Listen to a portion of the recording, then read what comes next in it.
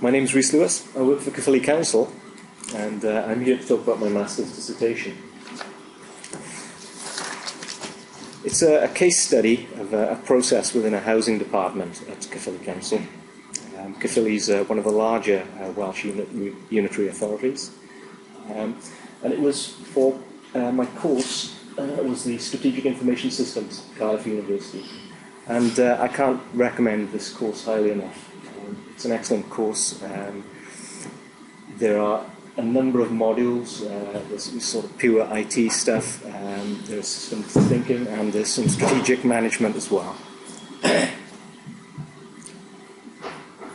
The course does focus on the work of Jeff Coyle in terms of systems dynamics, and he's one of the guest lecturers there. Okay, the subject of the dissertation is empty property management, which is a core business process for Caerphilly Council. The council manages 11,000 homes, which it lets on secure tenancies at sub-market rents. These rent levels are roughly 30% below market rents and 6% below housing association rents. Each year, about 1,000 of these council homes become empty and need to be prepared for new tenants. And so you might be thinking, what's so hard about finding a new tenant for a house? The media are always telling us that there are lots of people on the council waiting lists, and where's the difficulty in signing a tenancy agreement and handing over the keys to a property? Well, properties become empty for a number of reasons. A large proportion of our properties are suitable for elderly persons, so it's not surprising that the death of a tenant is the most common reason for a tenancy to end. Many of our tenants are dissatisfied with their existing home, and they want to move to another council home. They apply for what we call a transfer, and this accounts for 19% of tenancies that are ending. And this is a problem for us because when they move, they create another empty council home which we then have to let. Even though we're the least cost provider in the housing sector, we do have competition in the form of the private rented sector and housing associations. And a small percentage of our tenants do leave to purchase their own home as well. We evict 5% of our tenants for rent arrears or antisocial behaviour, and another roughly 4% abandon their homes each year. The remainder end their tenancies because of relationship breakdowns, and they move back with their parents because they're unable to cope with tenancies, or they move into residential care homes, or they're hospitalised. But whatever the reason for the end of the tenancy, we rarely find that the property is in a good condition when we receive the keys.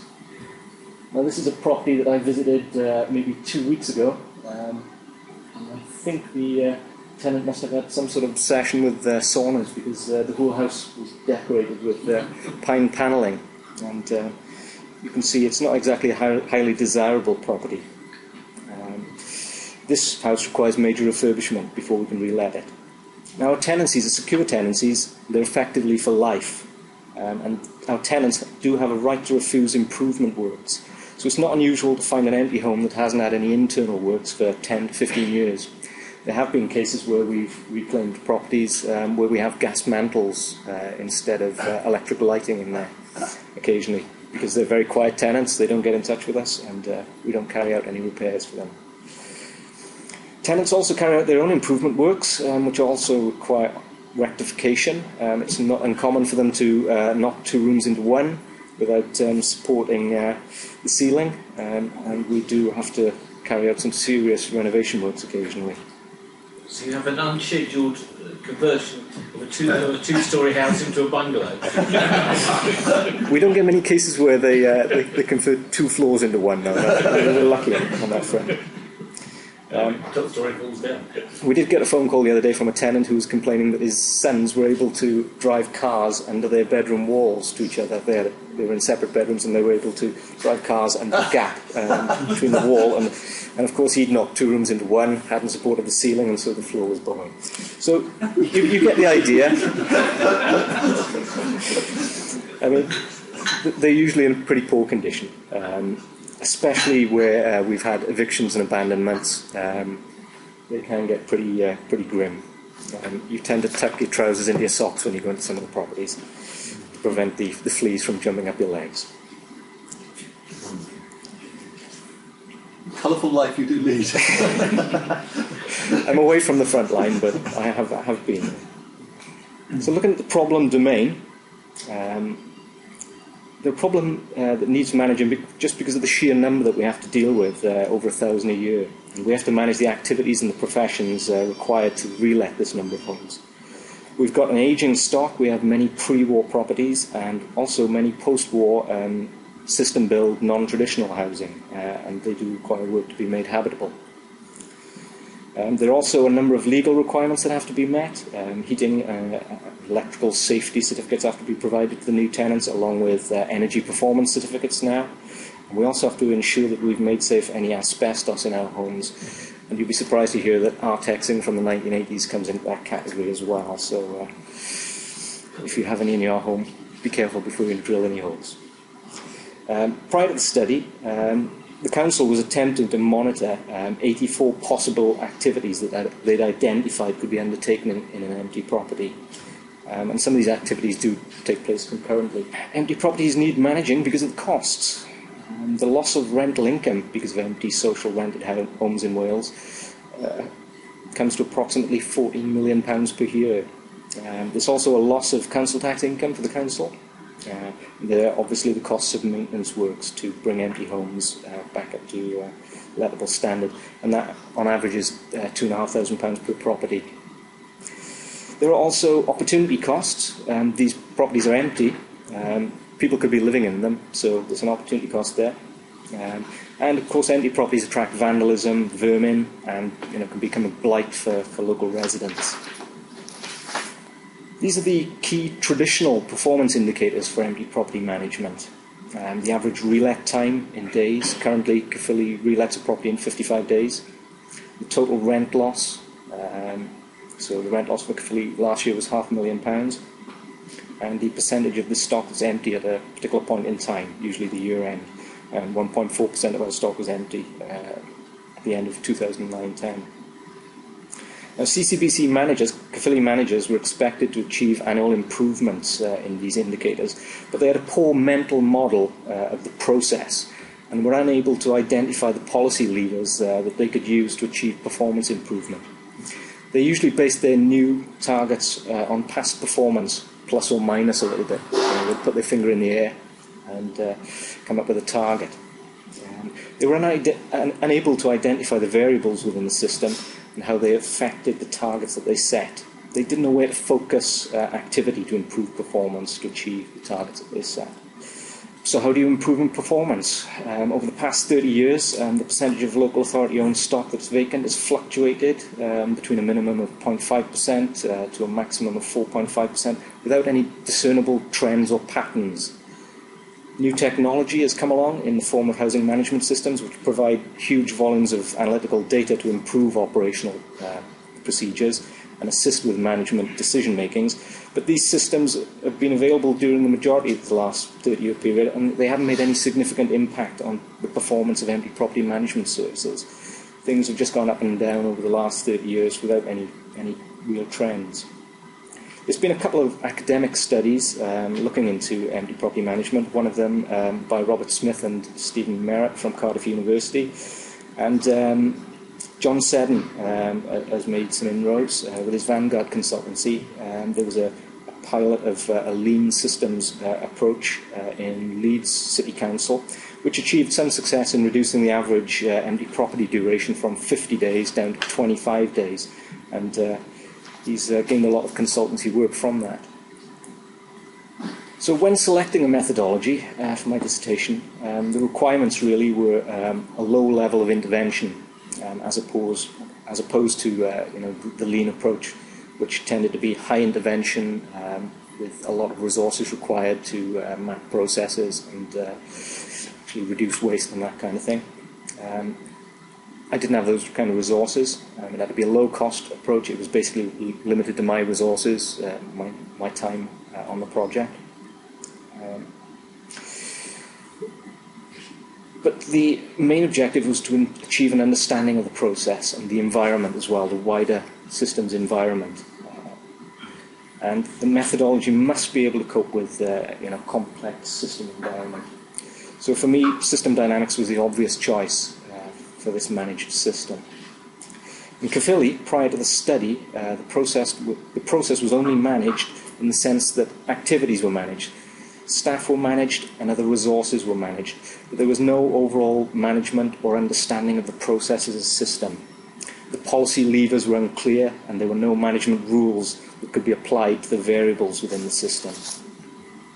So after much work, getting to grips with system dynamics, and this was my first system dynamics project, I developed an influence diagram and a quantitative model for the empty property management process. It's a complex system, so the influence diagram is divided into a number of parts. This part identifies the many variables within the system that affect the tenancy end rate. Which is over on the right-hand side, just on the laser. So all these factors affect the tenancy end rate, number of empty properties that we get back in a particular year. Now, many of these are within Caerphilly's control, many of these variables, but there are some things that are just completely beyond our control. Mortality factors, court decisions on evictions, housing benefit levels, acts of God in terms of flooding, that kind of thing, which is beyond this. I'm using Jeff Coyle's diagram modelling conventions. This part of the influence diagram was developed using the entity state transition method described by Coyle, which I found particularly useful. It was used to focus on the flow of empty properties in the system as they move through a series of transitions from one state to another. The states used in the influence diagram were derived from the various stages of activity that take place during the empty property management process. Now, I mentioned earlier that the Council was attempting to monitor 84 types of activity prior to this study. And this was difficult to administer. It wasn't happening in practice. Staff were just putting anything into the system, really. It wasn't monitored, and getting any sensible management information out of the system was just impossible. So the study led directly to a new performance management framework and a reporting system that focused on monitoring 14 higher level activities that identified key areas of responsibility. So it was about focusing on the service areas that were responsible for these particular activities. And these activities relate directly to this model here. This part of the model deals with some of the later activities that take place, in particular the passage of work to the Council's internal contractor or external contractors to carry out maintenance works. The final part of the influence diagram shows how empty properties undergo transition from the empty properties undergoing BMDL or works when it comes back from maintenance. And it also shows how properties are allocated from the Council's housing register. There are some other parts of the influence diagram which deal with costs, but I haven't included them in the presentation. Now, obviously, there's a lot to take in with the influence diagram, and I had difficulty conveying this to managers, so I aggregated the information up to a sort of higher level of abstraction. Coyle cone of influence diagram, this sort of equates to a level 2 diagram, really. And this diagram is created to communicate the fundamental policy levers and controls to managers in a less complex form than the full diagram. It focuses on the flow of empty properties in the system and was therefore useful for the development of the quantitative model diagram as well. It provides an insight into how management can control the inflow rates to the different states of the empty property management process. And the inflow rates have a direct impact upon the cost of maintenance and decoration works, the volume-based costs. So the more properties we get through, these volume-based costs.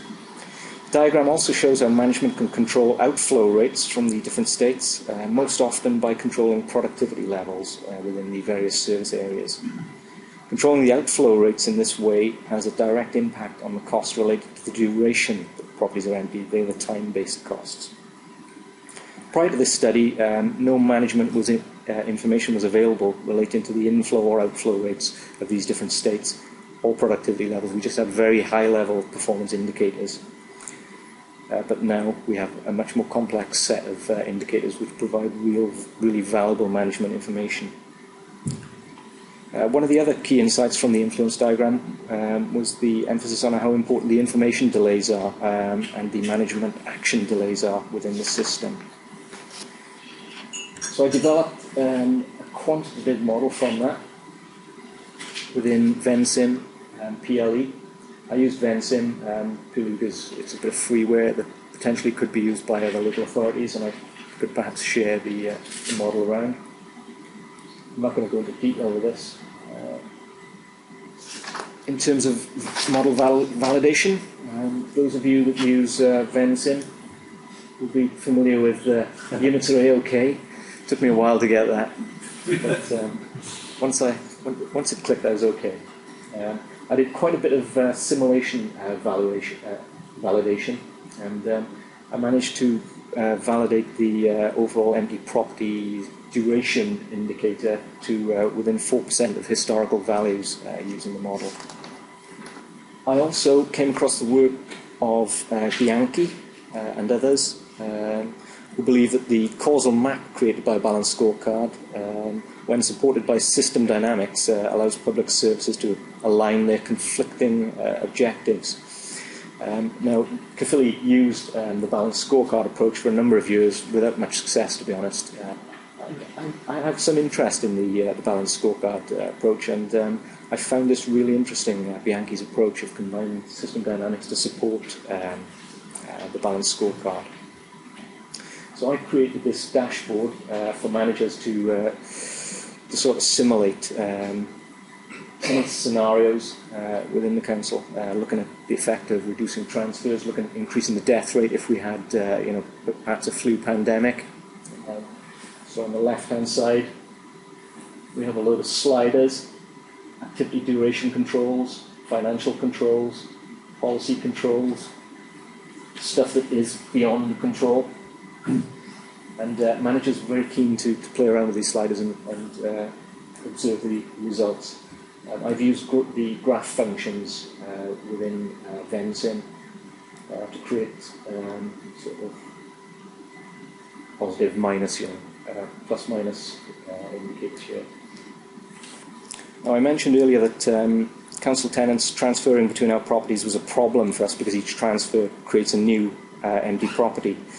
And we used this scorecard to model the consequences of reducing the transfer rate. And in November last year, we changed our transfer policy, making it harder for tenants to transfer.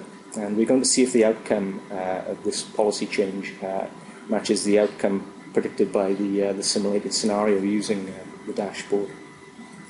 Our housing accountant now uses the model for budget forecasting as well, as it's proved quite useful. In terms of results, new performance management framework was introduced as a direct result of this study, and the introduction of this new framework coincided with an improvement in the performance of one of the key indicators, the average void duration. Now this is a control chart which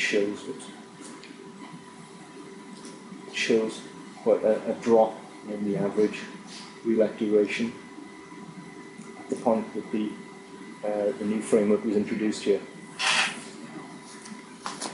Correlation, causation, I'm still a little bit reluctant to commit on that one. There have been some fringe benefits for us. The new performance management framework is a bit sort of command and control, really. It really has focused staff minds on performance. And our average relet time is now down from 55 days to 38 days. And that equates to a reduction in the rent loss of 28%, which has saved us in excess of £150,000 this year. And the percentage of our housing stock that is empty at any one time is down from 1.4% down to 1% now, which is very good. The Audit Commission used to recommend a rate of 2% or less. So we're way below that. Well, in conclusion, I found that system dynamics works well in supporting the balanced scorecard approach. And it's certainly not an easy methodology to use, I found. I really had to work at it. But it certainly has improved our managers' mental models of the system, the empty property management system. I'd like to thank you for giving me the opportunity to present my work. Brilliant.